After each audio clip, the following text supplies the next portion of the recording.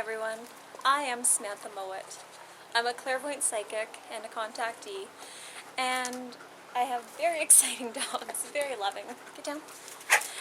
So I would like to talk to you today about some of the different ways that you can find yourself having experiences with extraterrestrial and multidimensional beings. Sorry about that, my dogs got way too excited and I had to get them to go over there. That way they wouldn't either knock over the camera or knock me into the roses. That doesn't sound like much fun. So, where were we? Oh yes, thanks guys. What I was trying to explain to you is that when you're experiencing contact with extraterrestrial multidimensional beings, it may not necessarily be happening in the way you're initially anticipating.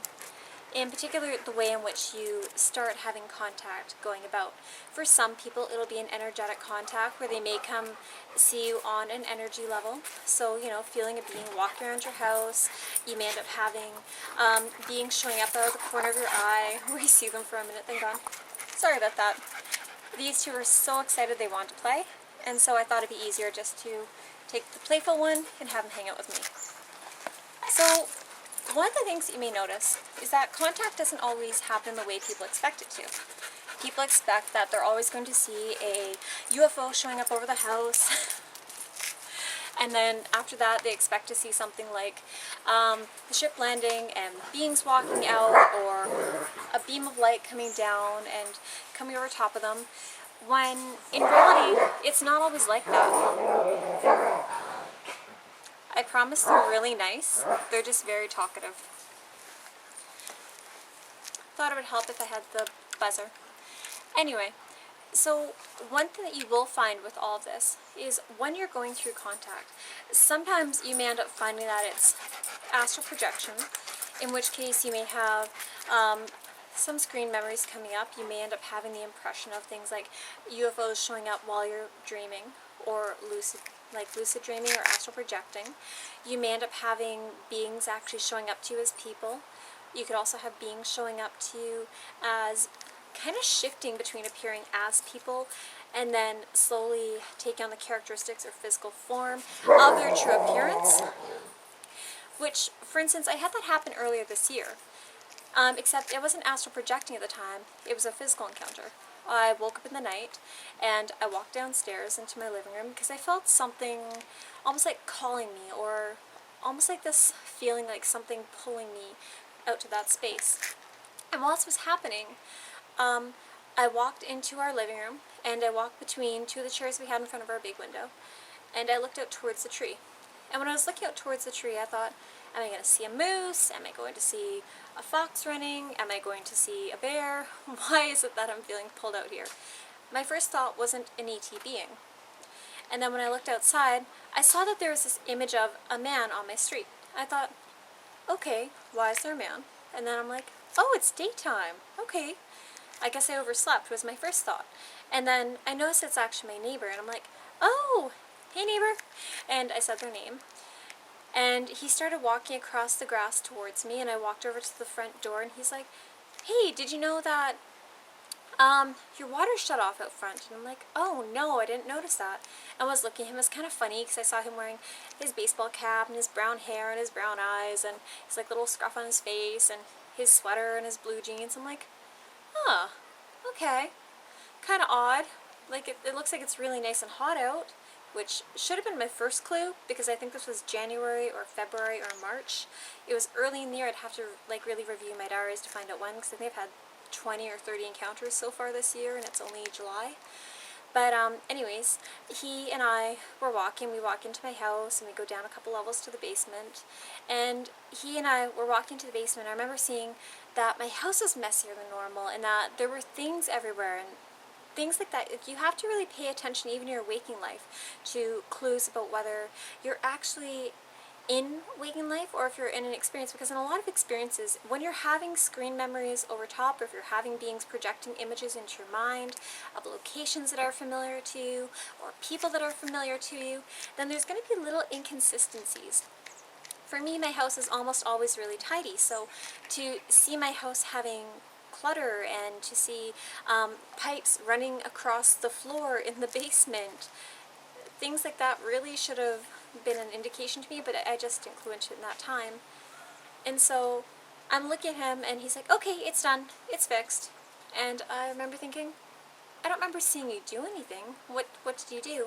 And as I'm looking at him, I started to realize that something wasn't quite right at this time, because I should have seen him either like bend down and twist open a valve or flip on a switch or something to indicate that he was actually turning on the water. And as I'm coming to this realization and this more cognitive point of awareness, it was really good in the sense that it was my mind going into that point where I start to really think about things and analyze them. But as I'm looking at him, he goes from being my neighbor, who's around my age, and yes, he has the deep brown hair and like the little scarf and little baseball hat and like the sweater and the jeans, to slowly looking like a tan ET, wearing a baseball hat, wearing a hoodie, wearing jeans with like large hybrid type eyes, to looking full on like an ET a moment later. And as I look at him, I remember kind of doing one of these, like I'm leaning in to look at him to really get more detail. I know so it has like that muddy brown coloring, how he has that inconsistent coloring that I often see with a lot of these beings. And that's when everything started to really go hazy on the outside to me, and I started to lose consciousness. So when I'm talking about you really paying attention to realize what kind of encounter you're in, that we can better analyze it, that's part of what I mean. Another aspect that I really want for you to take into consideration when we're looking at the different ways you can be taken is, do you see how in that encounter he physically came into my house and he came in through my front door, which is really funny, and well, not like haha funny, but as in like, oh, that's interesting funny, because we often have the door handle locked on our front door and a latch. But over the last 2 years since we moved into that home, I've noticed several times that I'll wake up in the morning and I'll notice that our front door is actually open. It'll only be open like a crack or two, and my kids don't ever go through that door, so they wouldn't be opening it, and they don't do it in the night, and my husband's not doing it, and I always check all the doors and windows before I go to bed. But I'll notice that the front glass door that's in front of that will still be locked. So I find it really funny that things like this are happening, because it's very easy for a lot of these beings to telekinetically change the locks from one position to another. And I think it's just really quite interesting to see that little verification on like a physical level that they did come in and this happened. And I remember being really mad the next morning, because it was like minus 20 or minus like 15 that week, so it was actually quite cold to have the air coming in and having the heater turned up more, but that's okay. But getting back to what we were talking about a moment ago, how we're looking at the different ways you can be experiencing being taken. Yes, being physically taken can be quite different. Quite often you'll find if you're being physically taken and you're being taken from your home, you may be like me, where you'll be sleepwalking and start to regain consciousness as you're walking either down the stairs or up the stairs, or with your hand on the doorknob about to twist it or turn the latch, stuff like that. In which case, that can be one way that you notice that you're being taken. You might even find that things like the temperature change between going from your warm house to stepping outside where it's cooler can sometimes bring you into more of a cognitive place of awareness too. One thing that I've found is that when I'm looking at some of the other physical ways that we can be taken, is in this last year, I had the kids on, like in my bed one night, I had my German Shepherd on the floor, I had my Australian Shepherd on the bed, and the cat in bed too, because it was quite chilly that day, or that night, pardon me. And I remember waking up in the night and feeling, for us it's quite normal, like you'll feel the vibration of craft coming overhead, and it feels like an inconsistent pulsing sometimes.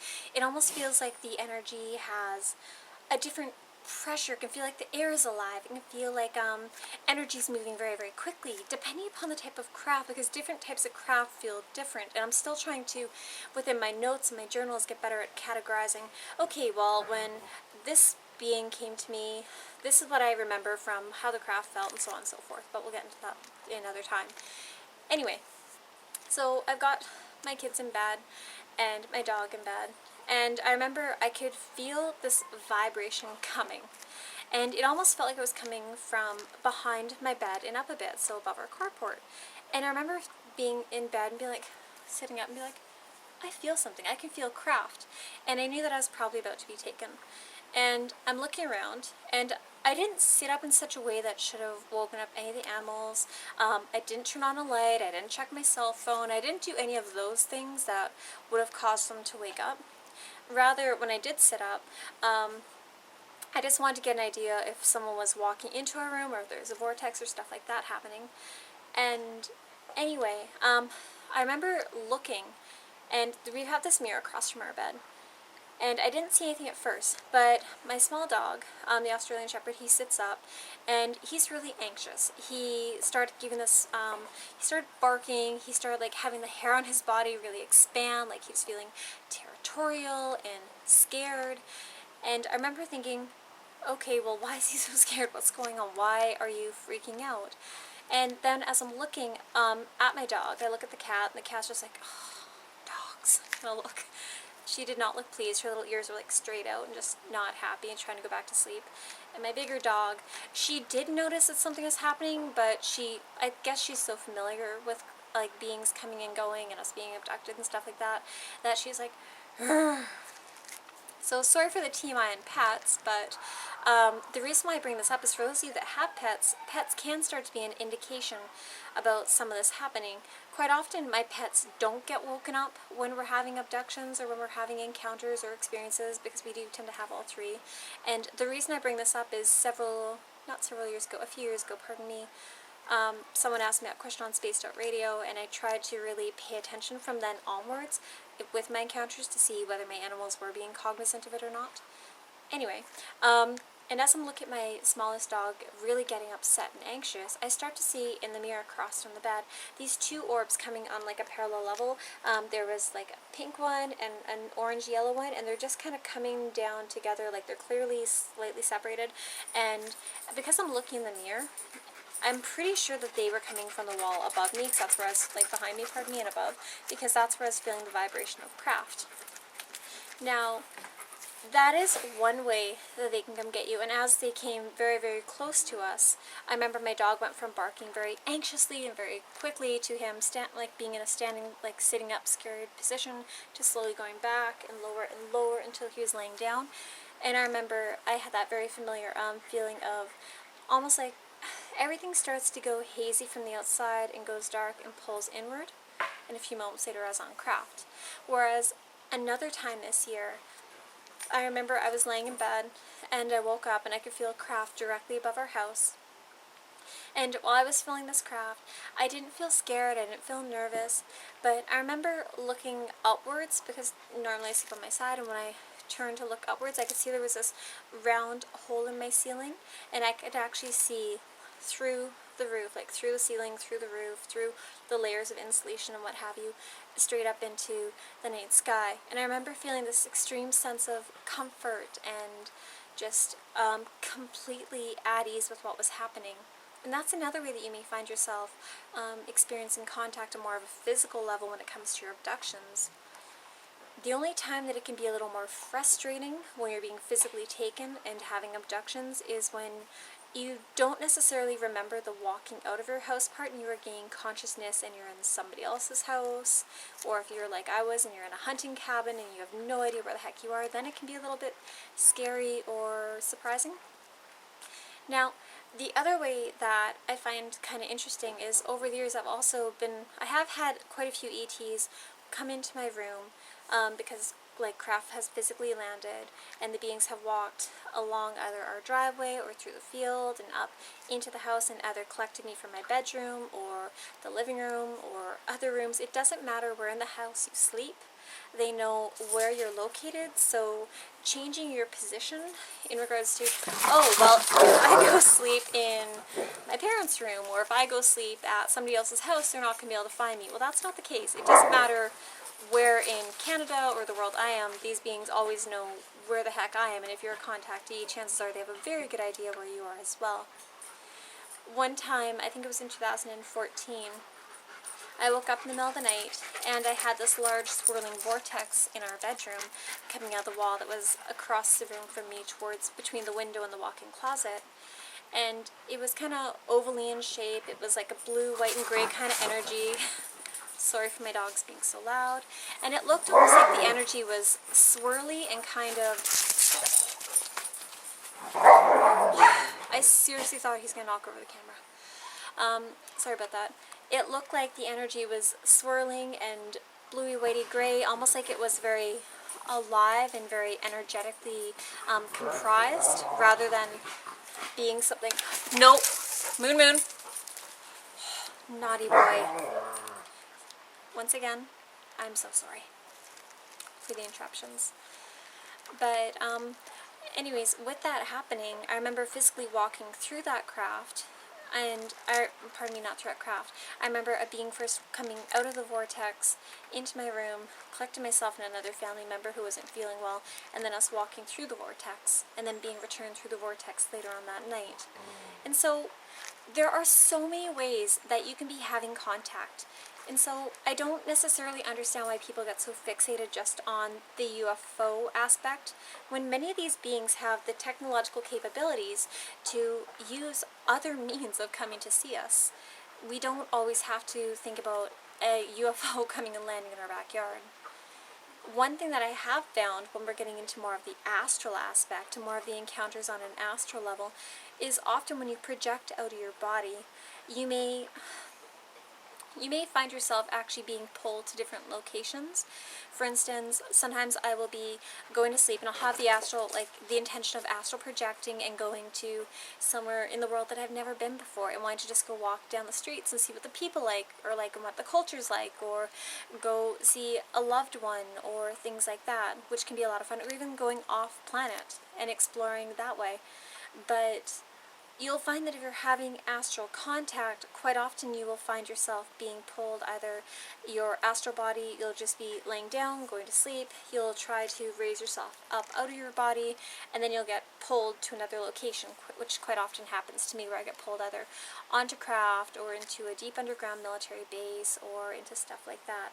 And so, sorry, there's a bug in my face. But, that is one thing you have to take into consideration when you're looking at these things. And I have found that when it comes to a lot of the beings, a lot of them will come see you physically as well as astrally. It doesn't seem, in my opinion, like there's a very clear and distinct difference where, oh, if it's astral, it means it's automatically grays, or oh, if it's physical, it means it's automatically grays. I haven't found there to be that cut and dry consistency yet. So I just want to make that part a little more clear. Oh my goodness, I've been talking for a long time. So one last thing I'd like to really finish up with this is, when you are having contact with these beings, it really does help to write it down. Sorry, there are a lot of mosquitoes out here and they weren't here 10 minutes ago, so please excuse my hands. But it really does assist me, and I think it would assist you too if you are someone who goes through contact, to either get out your phone first thing in the morning or in the afternoon when you've just had an encounter, and to download something like voice recorder and just verbally record your encounters. And you know what, just by doing that, you don't have to process them then. You could wait 6 months or a year or whatever length of time you feel ready, and then you can review them at a later date. Maybe write them down in a journal, that way you have that hard copy too. For me, I have found that to be such a lifesaver with some of my encounters, in particular some of my loved ones. I have found that I didn't enjoy writing down and going through the act of actually spending 20 minutes or half hour writing down every detail of what occurred. And so I think that may have to do with some of the programming that I've gone through with them. So I found my voice recorder was my godsend in a sense. It really helped make my life easier for making sure I recorded that information. Well, it has been absolutely lovely talking to you. I hope you have a beautiful day, and I wish you peace, love, and light. Bye.